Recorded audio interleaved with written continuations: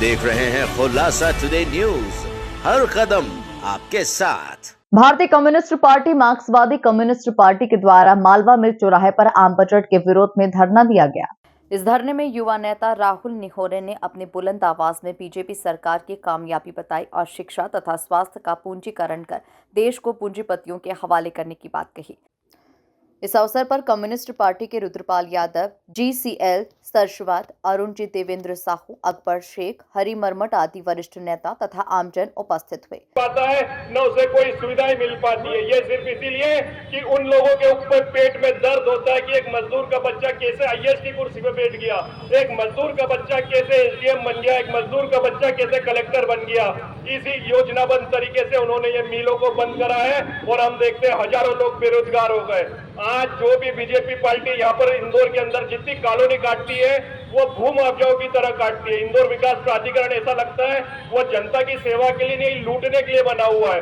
उनके रेट 6-6 हजार रुपए स्क्वायर फीट के रेट वो ले रहे हैं। अगर इतने रेट मजदूरों के पास होते तो मजदूर क्यों कहलाते, गरीब क्यों कहलाते। आज प्राइवेट कॉलोनी से ज्यादा इन लोगों ने हमसे लूट मचा रखी है चारों तरफ। इनके चारों तरफ नशे के कारोबार आप देखो तो चारों तरफ नशे के कारोबार आपको इंदौर के अंदर दिखेगा। पब देख लो, कुछ भी देख लो, हर चीज अगर हम देख रहे हैं तो मजदूर वर्ग को बर्बाद करने के लिए यहाँ बनाई जा रही है। शिक्षा को तहस नहस करा जा रहा है, स्वास्थ्य सेवाओं को तहस नहस करा जा रहा है और बजट के नाम पे हमें सिर्फ एक धोखा मिलता है 12 लाख का, कि 12 लाख की हमारी 1 लाख रुपए की तो इनकम बना के बताए। और जो बहलाने की और जो फुसलाने की बातें, लाडली लक्ष्मी योजना से लेकर सारी योजनाएं सब देश को बर्बाद करने की है। जब भी हमारी लाडली बहना, मैं प्रधानमंत्री और मुख्यमंत्री को बोलना चाहता हूं, इंदौर नहीं पूरे देश की जितनी लाडली बहना है वो पैसे नहीं चाहती है, वो रोजगार चाहती है, वो शिक्षा चाहती है, वो अच्छा स्वास्थ्य चाहती है। उस पर भी उनका अधिकार नहीं है। उनको सिर्फ बेलाने फुसलाने के लिए ये योजनाएं चल रही है। और जब तक ये बीजेपी की पूंजीवादी सरकार हमारे ऊपर रहेगी तब मजदूरों के हित की हम बातें नहीं कर सकते, इन बस्तियों को हम बेच की बातें नहीं कर सकते, शिक्षा विभाग की हम बातें नहीं कर सकते, हम स्वास्थ्य की बातें नहीं कर सकते। इसीलिए हम सबको एक होना पड़ेगा। आज भारतीय कम्युनिस्ट पार्टी का जो ये धरना है इसको हम लोग पूर्ण समर्थन देते और पूरी ताकत से हम कम्युनिस्ट विचारधारा के साथ में है कि इस देश में एक बहुत बड़े बदलाव की जरूरत है।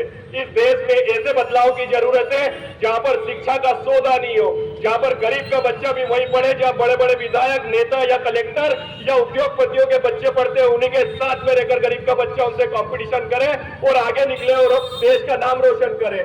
यहाँ पर 2 तरह के संविधान बनाकर बीजेपी ने पटक दिए हैं। एक अमीरों के लिए अलग संविधान है, गरीबों के लिए एक अलग संविधान है।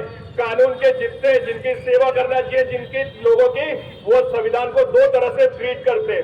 मजदूरों से बात करने का हर विभाग के लोगों का एक अलग तरीका है। जरा सा राशन कार्ड या कुछ काम हो तो मजदूरों से धुतकार के बात करी जाती है और वही अमीरों के घर बैठे बैठे काम होते हैं। तो इस 2 संविधान देने वाली सरकार के खिलाफ हमें लड़ना है।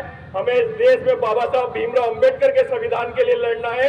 हमें हमारे आने वाली पीढ़ियों के लिए लड़ना है, क्योंकि आने वाली पीढ़ी बोलेगी कि जब शिक्षा का सौदा हो रहा था, स्वास्थ्य का सौदा हो रहा था और चारों तरफ नशे के कारोबारी जब पूरे देश को लूट रहे थे तब हम लोग क्या कर रहे थे।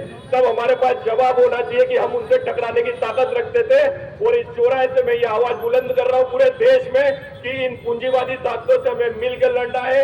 ये जो धरना हुआ बहुत सराहनीय धरना है। सभी का कम्युनिस्ट पार्टी के सभी वरिष्ठ पदाधिकारी को मैं धन्यवाद देना चाहता हूं और हम पूरी ताकत से इसमें साथ रहेंगे। जब भी मजदूर वर्ग की बात रहेगी तो सबसे अग्रणी श्रेणी में हम लोग खड़े रहेंगे।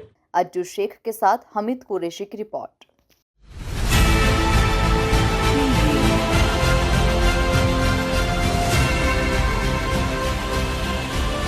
आप देख रहे हैं खुलासा टुडे न्यूज, हर कदम आपके साथ।